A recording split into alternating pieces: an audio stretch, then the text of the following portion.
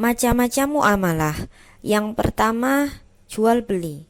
Jual beli yaitu kesepakatan tukar-menukar benda untuk memiliki benda tersebut selamanya, sesuai dengan firman Allah dalam Quran surat Al-Baqarah ayat 275.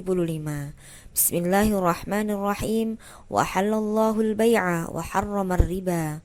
Yang artinya, padahal Allah telah menghalalkan jual beli dan mengharamkan riba. Syarat jual beli. Yang pertama, penjual dan pembeli haruslah balik berakal sehat atas kehendak sendiri. Kemudian, syarat untuk uang dan barangnya harus halal dan suci, bermanfaat, keadaan barang dapat diserah terimakan, keadaan barang diketahui oleh penjual dan pembeli. Dan yang ketiga, yaitu syarat dalam ijab qabul, jual beli itu sah apabila dilakukan atas dasar suka sama suka. Khiyar. Khiyar secara kata memiliki arti pemilihan. Dalam jual beli, pemilihan adalah hal alamiah yang dilakukan oleh pembeli terhadap penjual. Hal ini ternyata dalam Islam menjadi sebuah aturan tersendiri. Islam memperbolehkan khiyar karena dalam jual beli haruslah atas dasar suka sama suka dan tidak ada paksaan sedikit pun.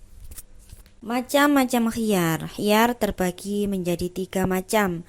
Yang pertama, khiyar syarat. Khiyar syarat adalah penjual dan pembeli berhak mengajukan perjanjian dalam waktu tertentu setelah akad untuk memutuskan, dengan kata lain memperpanjang khiyar majelis dengan syarat tertentu. Yang kedua, khiyar majelis. Khiyar majelis adalah khiyar atau memilih barang masih berada di tempat transaksi. Keduanya berhak meneruskan atau membatalkan transaksi pada saat di tempat. Kemudian yang terakhir adalah khiyar aibi atau khiyar cacat.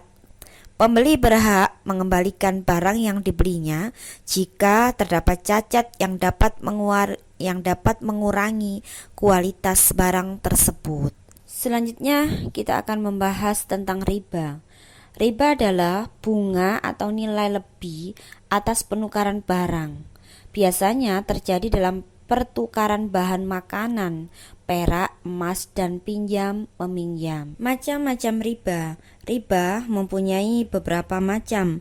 Yang pertama, riba fadli, yaitu pertukaran barang sejenis yang tidak sama timbangannya.